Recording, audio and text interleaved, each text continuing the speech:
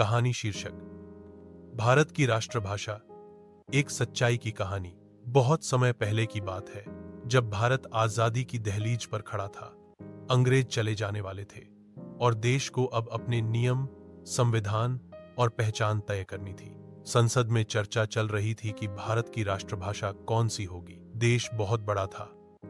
उत्तर भारत में हिंदी बोलने वाले थे, तो दक्षिण भारत, पूर्व और पश्चिम में तमिल, तेलुगु, बांग्ला, मराठी, गुजराती जैसी सैकड़ों भाषाएं थीं।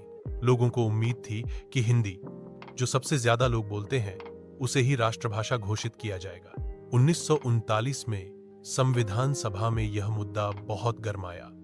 एक तरफ राजेंद्र प्रसाद, महात्मा गांधी और कई नेता हिंदी के पक्ष में थे। वहीं दूसरी ओर दक्षिण भारत, खासकर तमिलनाडु के नेता बोले, अगर हिंदी थोप दी गई तो यह हमारे क्षेत्रीय भाषाओं का अपमान होगा, हम अपनी संस्कृति खो देंगे। बहस इतनी बढ़ी कि देश में भाषा को लेकर दंगे होने लगे। दक्षिण भारत में विरोध इतना बढ़ा कि लोगों ने आत्मदाह तक किया। डॉ. भीमराव अंबेडकर और संविधान सभा ने यह समझदारी भरा फैसला किया कि भारत की कोई राष्ट्रभाषा नहीं होगी। हिंदी और अंग्रेजी दोनों भारत की राजभाषाएं होंगी। राज्य अपनी अपनी भाषाएं रख सकते हैं। तथ्य: भारतीय संविधान में राष्ट्रभाषा शब्द का कोई उल्लेख नहीं है। अनुच्छेद 343 के अनुसार हिंदी राजभाषा है, राष्ट्रभाषा नहीं।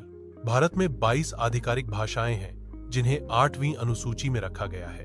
अंग्रेजी को शुरू में केवल 15 साल के लिए रखा गया था, लेकिन आज भी उपयोग में है। अंत: तो दोस्तों, यह कहानी सिर्फ भाषा की नहीं, भारत की एकता और विविधता की कहानी है। भारत में हर भाषा सम्मानित है। हिंदी भले ही सबसे ज्यादा बोली जाती हो, लेकिन भारत की असली ताकत है हर भाषा, हर बोली में बसता हिंदुस्तान।